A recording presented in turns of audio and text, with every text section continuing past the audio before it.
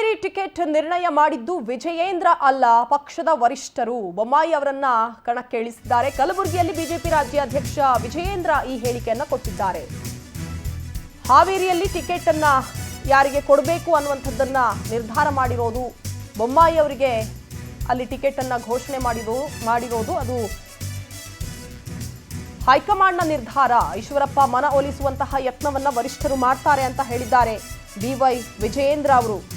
ಕಲಬುರಗಿಯಲ್ಲಿ ಮಾತನಾಡಿದಂತಹ ಸಂದರ್ಭದಲ್ಲಿ ಈ ಮಾತುಗಳನ್ನು ಹೇಳಿದ್ದಾರೆ. ಈಶ್ವರಪ್ಪ ಅವರನ್ನ ಮನವೊಲಿಸುವಂತಹ ಯತ್ನವನ್ನ ವರಿಷ್ಠರು ಮಾಡ್ತಾರೆ.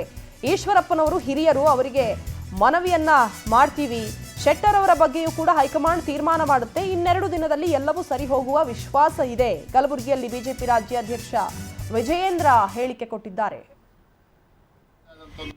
ಈಶ್ವರಪ್ಪನವರ ಬಂಡಾಯ ತಮ್ಗೆ ಅದ್ರ ಮೇಲೆ ಪರಿಣಾಮ ಆಗೋದಿಲ್ಲ ಅಂತ ನೋಡಿ. ಮಾನ್ಯ ಈಶ್ವರಪ್ಪನವರು ಹಿರಿಯರಿದ್ದಾರೆ, ಪಕ್ಷದ ಮುಖಂಡರ ಜೊತೆ ಸಮಾಲೋಚನೆ ಮಾಡ್ತಾ ಇದ್ದಾರೆ. ನಮ್ಗೆ ಈಗಲೂ ಕೂಡ ವಿಶ್ವಾಸ ಇದೆ. ಇವತ್ತೇನು ಹಾವೇರಿ ಲೋಕಸಭಾ ಕ್ಷೇತ್ರ ಬಸವರಾಜ ಬೊಮ್ಮಾಯಿ ಅಭ್ಯರ್ಥಿ ಮಾಡಬೇಕು ಅಂತಕ್ಕಂಥ ತೀರ್ಮಾನ ವಿಜಯೇಂದ್ರ ತೀರ್ಮಾನ ಅಲ್ಲ.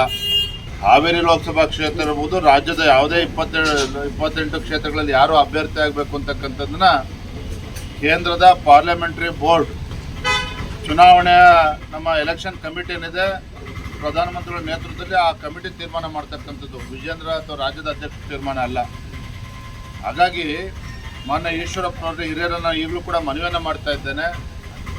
ತಾವು ಯಾವತ್ತೂ ಕೂಡ ಭಾರತೀಯ ಜನತಾ ಪಾರ್ಟಿ ಕಟ್ಟಾಳವಾಗಿ ಪಕ್ಷ ಸಂಘಟನೆಯಲ್ಲೂ ಕೂಡ ತಮ್ಮದೇ ಆದಂಥ ಒಂದು ಕೊಡುಗೆಯನ್ನು ನೀಡಿದ್ದೀರಿ, ಸಂಘಟನೆಗೆ ಒತ್ತನ್ನು ಕೊಟ್ಟಿದ್ದೀರಿ.